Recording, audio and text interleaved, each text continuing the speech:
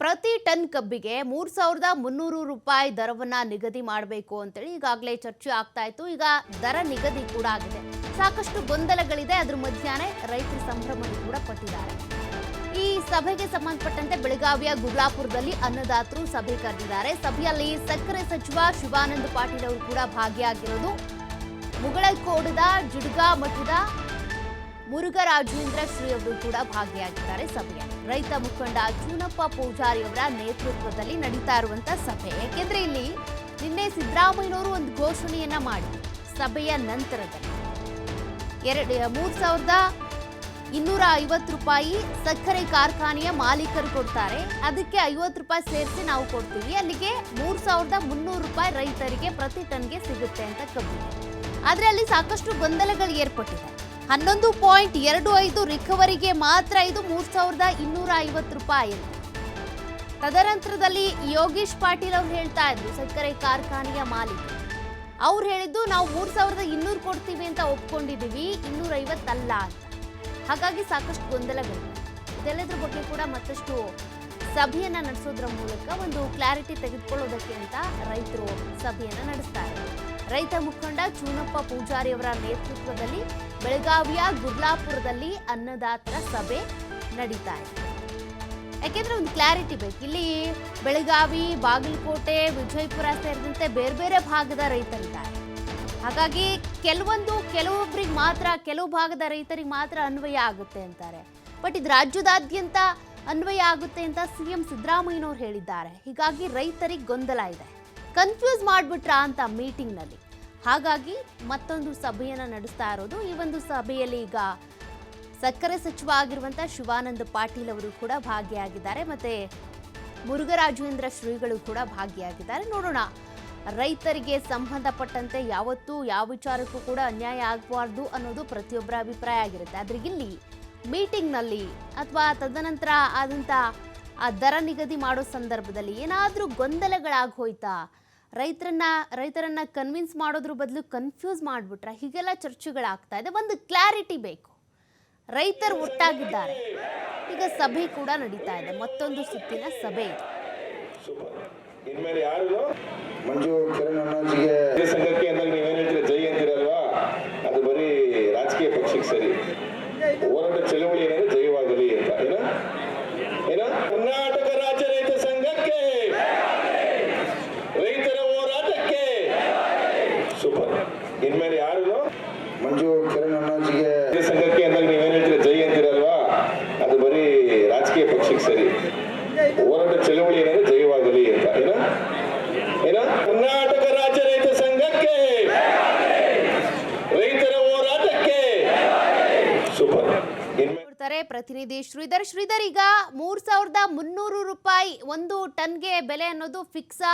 ಅದಕ್ಕೆ ಸಂಬಂಧಪಟ್ಟಂತೆ ಸಭೆ ನಡೀತಿರೋದಾ ಅಥವಾ ಬೇರೆ ಉದ್ದೇಶ ಇದೆಯಾ? ಕರ್ನಾಟಕದಾದ್ಯಂತ ಎಲ್ಲಾ ಕಬ್ಬು ಬೆಳೆಗಾರರು ಕೂಡ ಅವ್ರು ಬೆಳೆದಂತ ಕಬ್ಬಿಗೆ ಪ್ರತಿ ಟನ್ಗೆ 3,300 ರೂಪಾಯಿ ಫಿಕ್ಸಾ? ಅದ್ರ ಬಗ್ಗೆ ಡೌಟ್ ಇದೆಯಾ ಅಥವಾ ಗೊಂದಲ ಇದೆಯಾ? ಸೌಖ್ಯ, ಈಗ ಕಬ್ಬು ಬೆಳೆಗಾರರ ಏನು ಹೋರಾಟ ಇದೆ, ಗುರ್ಲಾಪುರ ನಡೀತಕ್ಕಂಥ ಹೋರಾಟದ ಈಗ ನಿನ್ನೆನೆ ಅಂತ್ಯ ಆಗಿದೆ. ಅದು ಕೂಡ ಸರ್ಕಾರದಿಂದ ಅಧಿಕೃತವಾಗಿ ನಮಗೆ ಆ ಒಂದು ಅಧಿಕೃತ ಪತ್ರ ಬೇಕು ಅನ್ನೋ ಬೇಡಿಕೆನ ರೈತರು ಇಟ್ಟಿದ್ರು. ಅದರಂತೆ ಈಗ ಸಕ್ಕರೆ ಸಚಿವ ಶಿವಾನಂದ ಪಾಟೀಲ್ ಆಗಿರ್ಬೋದು, ಮುಗುಳ್ಕೋಡ್ ಸ್ವಾಮೀಜಿ ಕೂಡ ಈಗ ಗುರ್ಲಾಪುರ ಕ್ರಾಸ್ ಬಂದಿದ್ದಾರೆ. ಈಗ ಅಷ್ಟೇ ಸಭೆ ಆರಂಭವಾಗಿದೆ. ಪ್ರಮುಖವಾಗಿ ಏನು ರೈತರಲ್ಲಿರ್ತಕ್ಕಂಥ ಗೊಂದಲಗಳೇನಿದಾವೆ, ಏನು ಪ್ರತಿ ಟನ್ಗೆ 3,300 ರೂಪಾಯಿ ದರ ಏನು ಸರ್ಕಾರ ಘೋಷಣೆ ಮಾಡಿದೆ, ಆ ಒಂದು ಗೊಂದಲದ ವಿಚಾರವನ್ನ ರೈತ ಮುಖಂಡರೀಗ ಸಕ್ಕರೆ ಸಚಿವರ ಮುಂದೆ ಇಡ್ತಾ ಇದ್ದಾರೆ. ಒಂದು ಅಂಶ ಏನಂದ್ರೆ, ಸೌಖ್ಯಲ್ಲಿ 11.25 ರಿಕವರಿ ಇರ್ತಕ್ಕಂತ ಪ್ರತಿ ಟನ್ ಕಬ್ಬಿಗೆ 3,300 ರೂಪಾಯಿ ದರವನ್ನ ಈ ಒಂದು ಸಿಗಲಿದೆ ಅನ್ನೋಂತ ಒಂದು ಆತಂಕ. ಹಾಗಾಗಿ ಇದು ಈ ಒಂದು ಗೊಂದಲವನ್ನ ಸರ್ಕಾರ ನಿವಾರಣೆ ಮಾಡ್ಬೇಕಾಗತ್ತೆ. ಯಾಕಂದ್ರೆ ಈ ಸಕ್ಕರೆ ಕಾರ್ಖಾನೆ ಮಾಲೀಕರೇನಿದ್ದಾರೆ ಅವರು ಹೇಳುವ ಮೂಲಕ ಏನು 11.25 ರಿಕವರಿ ಇದ್ದಂತ ಕಬ್ಬನ್ನು ಯಾರು ಪೂರೈಸುತ್ತಾರೋ ಆ ಒಂದು ರೈತರಿಗೆ ಮಾತ್ರ 3,300 ರೂಪಾಯಿ ಸರ್ಕಾರದಿಂದ 50 ರೂಪಾಯಿ ಮತ್ತು ಸಕ್ಕರೆ ಕಾರ್ಖಾನೆಯಿಂದ 50 ರೂಪಾಯಿ ಸೇರಿ ಆ ಒಂದು ದರವನ್ನ ಸಿಗುತ್ತೆ. ಅದನ್ನ ಹೊರತುಪಡಿಸಿದ್ರೆ ಕಡಿಮೆ ರಿಕವರಿ ಇದ್ದಂತವರಿಗೆ ಎಷ್ಟು ದರ ಸಿಗುತ್ತೆ ಅನ್ನುವಂತ ಗೊಂದಲ ಇದೆ. ಆ ಗೊಂದಲ ಈಗ ಸಕ್ಕರೆ ಸಚಿವರು ನಿವಾರಣೆ ಮಾಡ್ಬೇಕಾಗತ್ತೆ. ಆದ್ರೆ ಏನು ಸರ್ಕಾರ ಘೋಷಣೆ ಮಾಡಿದಂತ 3,300 ರೂಪಾಯಿ ದರ ಏನಿದೆ, ಅದು ರಾಜ್ಯದ ಪ್ರತಿಯೊಬ್ಬ ಕಬ್ಬು ಬೆಳೆಗಾರರು ಸಕ್ಕರೆ ಕಾರ್ಖಾನೆಯನ್ನು ಪೂರೈಸ್ತಾರೋ ಅವರಿಗೆ ದರ ಸಿಗುತ್ತೆ ಅನ್ನೋಂತ ಒಂದು ನಿರೀಕ್ಷೆ ಇತ್ತು. ಅದು ಎಲ್ಲ ಒಂದ್ ಕಡೆ ಈ ಸಕ್ಕರೆ ಕಾರ್ಖಾನೆ ಮಾಲೀಕರಿಗೆ ಹೇಳ್ತಿರ್ತಕ್ಕಂತ ಅಂಶವನ್ನು ನೋಡಿದ್ರೆ ಅದು ಎಲ್ಲೋ ಒಂದ್ ಕಡೆ ಗೊಂದಲಕ್ಕೆ ಎಡೆ ಮಾಡಿಕೊಟ್ಟಿದೆ. ಹೀಗಾಗಿ ಈಗ ಸಕ್ಕರೆ ಸಚಿವರು ಈ ಒಂದು ಗೊಂದಲವನ್ನ ನಿವಾರಿಸಬೇಕಾಗುತ್ತೆ. ಕೇವಲ 11.25 ರಿಕವರಿ ಬಂದಂತ ಏನು ಕಬ್ಬು ಪೂರೈಕೆ ಮಾಡಂತ ರೈತರಿಗೆ ಮಾತ್ರ 3,300 ರೂಪಾಯಿ ದರ ಸಿಗುತ್ತೆ. ಅದಕ್ಕಿಂತ ಕಡಿಮೆ ಇರ್ತಕ್ಕಂತ ಏನು ರಿಕವರಿ ಇದ್ದಂತವರಿಗೆ ಆಗ ಸರ್ಕಾರದಿಂದ ಹೆಚ್ಚುವರಿ 50 ರೂಪಾಯಿ ಮತ್ತು ಕಾರ್ಖಾನೆಯಿಂದ 50 ರೂಪಾಯಿ ಸಿಗುತ್ತಾ ಸಿಗಲ್ವಾ ಅನ್ನೋಂತ ಗೊಂದಲ ಏನಿದೆ, ಆ ಗೊಂದಲದ ಬಗ್ಗೆ ಸ್ಪಷ್ಟತೆ ಸಿಗಬೇಕಾಗಿದೆ ಸೌಖ್ಯ. ಇನ್ನು ಕೂಡ ಈಗ ಸಚಿವರು ಬಂದಿರ್ತಕ್ಕಂಥದ್ದು, ಸಚಿವರ ಮುಂದೆ ರೈತ ತಮ್ಮ ಏನು ಈ ಒಂದು ಗೊಂದಲಗಳ ಬಗ್ಗೆ ಹೇಳ್ತಾ ಇದ್ದಾರೆ. ಜೊತೆಗೆ ಸಕ್ಕರೆ ಸಚಿವರು ಕೂಡ ಇದಕ್ಕೆ ಈಗ ಏನು ಸ್ಪಷ್ಟನೆ ಕೊಡಲಿದ್ದಾರೆ, ಏನೆಲ್ಲ ಸರ್ಕಾರ ನಿರ್ಧಾರ ತೆಗೆದುಕೊಳ್ತಾ ಇದೆ. ಜೊತೆಗೆ ರೈತರಿಗೆ ಏನು ಬಿಜಾಪುರ, ಬಾಗಲಕೋಟಲ್ಲಿ ಇನ್ನೂ ಕೂಡ ರೈತರು ಪ್ರತಿಭಟನೆ ಮಾಡ್ತಾ ಇದ್ದಾರೆ. ಅದರಲ್ಲೂ ಕೂಡ ರಾಜ್ಯದಲ್ಲಿ ಇರ್ತಕ್ಕಂಥ ಏನು ಸಕ್ಕರೆ ಕಾರ್ಖಾನೆಗಳಿಗೆ ಕೇವಲ 18 ಸಕ್ಕರೆ ಕಾರ್ಖಾನೆಗಳಿಗೆ ಮಾತ್ರ 18.25 ರಿಕವರಿ ಇರ್ತಕ್ಕಂಥದ್ದು. ಅದರಲ್ಲಿ 16 ಸಕ್ಕರೆ ಕಾರ್ಖಾನೆ ಬೆಳಗಾವಿ ಜಿಲ್ಲೆಯಲ್ಲಿದೆ, ಒಂದು ಸಕ್ಕರೆ ಕಾರ್ಖಾನೆ ಬಾಗಲಕೋಟೆಯಲ್ಲಿದೆ, ಮತ್ತೊಂದು ಸಕ್ಕರೆ ಕಾರ್ಖಾನೆ ಉತ್ತರ ಕನ್ನಡದಲ್ಲಿ ಇರ್ತಕ್ಕಂಥದ್ದು.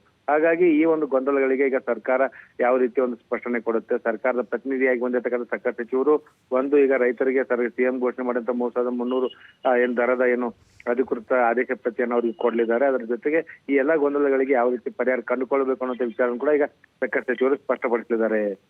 ಸೌಖ್ಯ. ಓಕೆ, ಥ್ಯಾಂಕ್ ಯು ಶ್ರೀಧರ್ ಮಾಹಿತಿಗೆ.